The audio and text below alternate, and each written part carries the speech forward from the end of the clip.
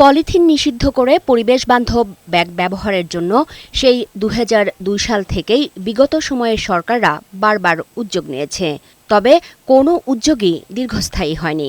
অন্তর্বর্তী সরকার দায়িত্ব নেয়ার প্রায় ২ মাসের মধ্যে আবারও তেমন উদ্যোগ নেওয়া হলো।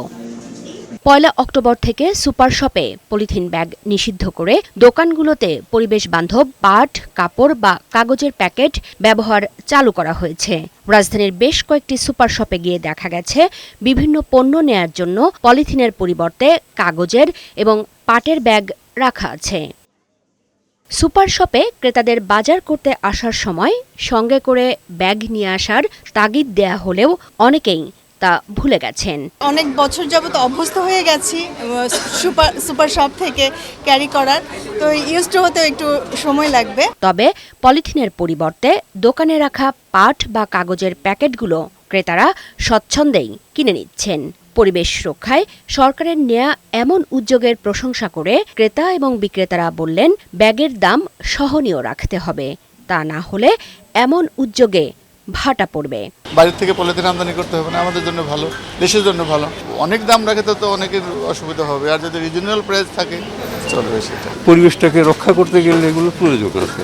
পলিথিনের পরিবর্তে কাস্টমার অনেক বেশি হ্যাপি। মাছ মাংসে পানি থাকে, ব্লাড থাকে, অনেক সময় বেশি সময় লাস্টিং করে না, অনেক সময় ফেটে যায়। এই ধরনের উদ্যোগ ইনফ্যাক্ট আগেও নেওয়া হয়েছিল, কিছুদিন পরে আবার এটা মিলিয়ে যায়।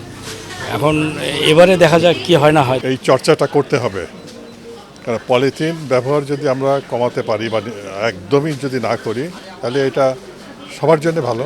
তবে শিগগিরই সব দোকানে পরিবেশ বান্ধব ব্যাগ সরবরাহ সম্ভব নয় বলে জানালেন সুপার শপের কর্মকর্তারা। এই যে কৃষকের থেকে পাট সংগ্রহ করা, তারপরে ফ্যাক্টরিতে নিয়ে যাওয়া, এটার সাথে আমাদের যাতে একটা ফুল ইন্টিগ্রেশনে সরকার সহযোগিতা করেন, সেই ব্যাপারেই আমরা আলোচনা করছি, ক্রেতাদের উদ্বুদ্ধ করছি।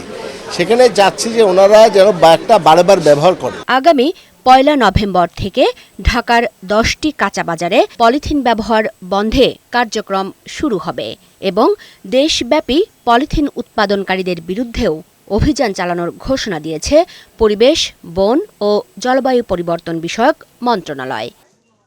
মুক্তা মাহমুদ, বৈশাখী সংবাদ, ঢাকা।